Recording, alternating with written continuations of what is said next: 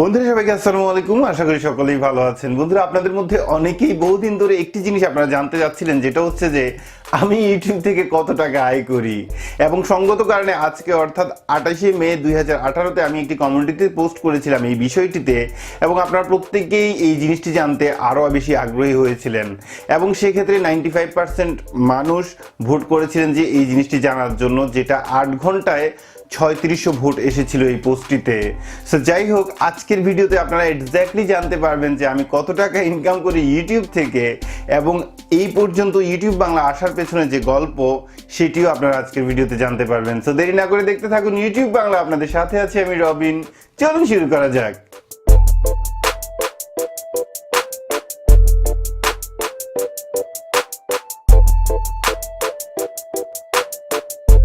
বন্ধু, সর্বপ্রথম আমি যে কথাটি বলতে চাই আপনাদের উদ্দেশ্যে, বা ইউটিউব বাংলা চ্যানেলের যত সদস্য আছেন বা এই মুহূর্তে যারা ভিডিওটি দেখছেন, আপনাদের প্রত্যেককে যে কথাটি বলা সেটা হচ্ছে যে থ্যাংক ইউ আপনাদের সবাইকে। এর কারণ হচ্ছে যে আপনাদের কারণে আজকে ইউটিউব বাংলা চ্যানেলের এতটুকু অবস্থান, এবং ভবিষ্যতে আপনাদের সাপোর্টের কারণে হয়তো আরও অনেক দূরে এগিয়ে যাবে। এবং সেই সাথে আমি আরও একটি কথা বলতে চাই, যদি কেউ এই ভিডিওটি আপনাদের নিজেদের চ্যানেলে আপলোড করতে চান বা এই ভিডিওটির ক্লিপ আপনারা আপলোড করতে চান আপনাদের চ্যানেলে, সেক্ষেত্রে কোনো সমস্যা নেই, এটি থাকবে কপিরাইট ফ্রি। কারণ এই ভিডিওটি আমি তৈরি করছি শুধুমাত্র আপনাদেরকে মোটিভেশন দেওয়ার জন্য। আর তাছাড়া কমিউনিটি পোস্টে একটি কমেন্ট এসেছিল এরকম, যে আমি যদি এই ব্যাপারটি জানাই তাহলে আপনারা আরও অনুপ্রাণিত হবেন এবং উৎসাহিত হবেন ইউটিউবে কাজ করার জন্য। সো যাই হোক, সর্বপ্রথম আমরা জানবো যে একজন ইউটিউবার ইউটিউব ছাড়াও ইউটিউবের বাইরে থেকে স্পন্সরের মাধ্যমে কত টাকা আয় করতে পারে। অর্থাৎ গত 3 মাসে আমি ইউটিউব বাংলা চ্যানেল থেকে কতগুলি স্পন্সর পেয়েছি এবং সেগুলি কি কি ছিল, এক নজরে দেখে নেওয়া যাক। সো প্রথমে যে বক্সটি আপনারা দেখতে পাচ্ছেন, এটা হচ্ছে Xiaomi Mi A1 অর্থাৎ অ্যান্ড্রয়েড 1, এবং দ্বিতীয়ত যে বক্সটি আসছে সেটা হচ্ছে Xiaomi Redmi Note 5 Plus, এবং তৃতীয়ত যে বক্সটি সেটা হচ্ছে যে Xiaomi Redmi 4X, চতুর্থ যে বক্সটি সেটা হচ্ছে যে Blackview S8, এবং পরবর্তীতে যেটি সেটা হচ্ছে যে একটি Mi 360 ডিগ্রি সিসিটিভি ক্যামেরা, এবং তারপরে যেটা আসছে সেটা হচ্ছে যে একটা ওয়্যারলেস হেডফোন, এবং তার পরিবর্তে যেটা আসছে সেটা হচ্ছে যে এবং যথারীতি আপনারা দেখেছেন এটা হচ্ছে Xiaomi 4K ক্যামেরা। তারপর যেটি সেটা হচ্ছে K9, এটি একটি স্মার্ট ওয়াচ। এরপরে যে বক্সটি এটা হচ্ছে যে Amazfit Xiaomi স্মার্ট ওয়াচ, এবং তারপরে যথারীতি আপনারা দেখতে পাচ্ছেন যে একটি Xiaomi ইলিং বাল্ব, এবং তারপর যে জিনিসটি এটা হচ্ছে যে একটি স্মার্ট ওয়াচ ফোন,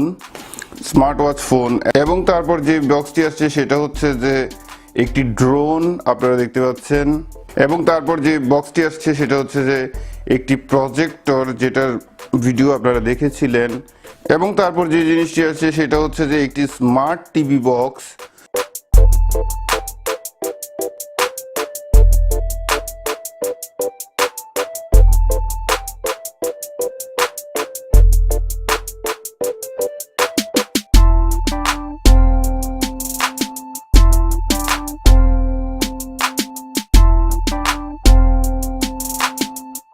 বন্ধুরা, এইসব ছাড়াও আরও অনেকগুলি প্রোডাক্ট ছিল যেগুলি এই ভিডিওতে মিস হয়ে গেছে। তাছাড়া এখানে যে দুইটি ফোন গিভওয়ে ছিল, একটা হচ্ছে যে S8 এবং আরেকটা হচ্ছে Mi A1, যেটা আমি পুরস্কার ঠিকই দিয়েছি, কিন্তু সেটার পরিবর্তে আমি এগুলিকে কিনেও নিয়েছি, কারণ এগুলি আমি চেয়েছিলাম একটা স্মৃতি হিসেবে রাখার জন্য। তো যাই হোক, এন্টায়ারলি এই প্রোডাক্টগুলিকে যদি আপনি ক্যালকুলেশন করেন, এখানে $3000 উপরে আছে। সো তার মানে হচ্ছে যে গত 3 মাসে আমি $3000 উপরে যে প্রোডাক্টগুলি পেয়েছি, এগুলি প্রত্যেকেই আমার ইউটিউবের একটি আয়ের উৎস। এবং এখানে আমি আরো অনেকগুলি পেইড ভিডিও করেছি, যেগুলি হচ্ছে যে অ্যাপস রিভিউ। তাছাড়া আপনার ফিল্মোরারও একটি ভিডিও দেখেছিলেন, এটাও ছিল একটি পেইড রিভিউ। সো এবার আসুন যে আমি ইউটিউব থেকে কত টাকা আয় করি। বন্ধুরা, এখানে কোনো ইউটিউবারই নির্দিষ্ট পরিমাণে বলতে পারবে না যে আমি প্রত্যেক মাসে এত টাকা আয় করি, কারণ আয়ের ব্যালেন্সটা অনেকটা উপর নিচে হয়ে যায়। সো যাই হোক, তারপরেও আমি গড়ে একটি ধারণা আপনাদেরকে দিচ্ছি, যে ক্ষেত্রে আপনারা এক্স্যাক্টলি ধারণাটা পেয়ে যাবেন। ধরে নিন এই মুহূর্তে ইউটিউবের টাকা থেকে আমি ঢাকা ধানমন্ডিতে মোটামুটি একটি বাসা ভাড়া করে থাকতে পারবো, এবং সেই বাসা ভাড়াটা যদি হয় মিনিমাম 20,000 টাকা, সেটা আমার ইউটিউব আয় থেকে পে করার অ্যাবিলিটি আছে। এবং আপনি আরও ধরে নিতে পারেন যে আমি যদি আমার সংসারের প্রতি প্রত্যেক দিন 1000 টাকা করে খরচ করি, প্রতি মাসে আমি 1000 টাকা করে আমার সংসারের পিছনে খরচ করতে পারবো। এবং এই দুটি জিনিস করার পরও আমার পকেট খরচ অ্যাটলিস্ট 10 থেকে 15,000 টাকা থেকে যাবে। সো মোটামুটি আশা করছি আপনারা একদম একুরেট একটা ধারণা পেয়ে গেছেন যে ইউটিউব বাংলা চ্যানেলের আয় কতটুকু ইউটিউব থেকে। সো এবার আসুন যে মোস্ট ইম্পর্ট্যান্ট একটা সাবজেক্ট যেটা আপনাদেরকে বলতেই হবে বা আপনাদেরকে বুঝতেই হবে। সো এবার আসুন যে ইউটিউব বাংলা এতটুকু পর্যায়ে আসার পেছনে কোন গল্পটি ছিল। বন্ধুরা, প্রথমে আমি যখন ভিডিও আপলোড করতাম সবসময় আমার মাথার মধ্যে একটি জিনিস কাজ করতো, যেটা হচ্ছে যে যেটা আমি করছি বা করে দেখাচ্ছি এটা যেন সর্বপ্রথম আমার নিজের বেলায় কাজ করে। দ্যাট মিনস এটা যদি আমার বেলায় কাজ করে সেক্ষেত্রে আরেকজনের ক্ষেত্রে কাজ করবে। সো এই জিনিসটি মাথায় রেখে আমি সবসময় ভিডিও তৈরি করেছি। তাছাড়া আমি অলওয়েজ ট্রাই করেছি আপনাদেরকে সত্যটা সত্য হিসেবে বলার জন্য এবং মিথ্যাটা মিথ্যা হিসেবে বলার জন্য। এবং আপনারা হয়তো জানলে অবাকও হবেন, আমি বিগত দিনে অনেকগুলি স্পন্সর রিজেক্ট করেছি যেখানে অনেক লোভনীয় অফার ছিল।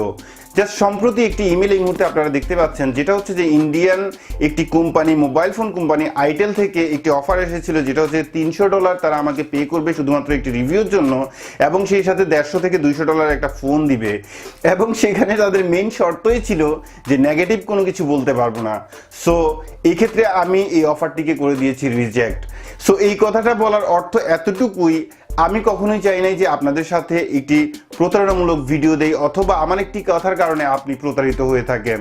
এবং যথারীতি আমি প্রথম থেকে এই জিনিসটি করে আসছিলাম, যার কারণে আপনারা হয়তো জানেন, যারা আমার অনেক আগের বন্ধু বা অনেক আগের সাবস্ক্রাইবার ইউটিউব বাংলা চ্যানেলের, তারা হয়তো জানেন যে ইউটিউব বাংলা চ্যানেল 2 সপ্তাহ বন্ধ ছিল।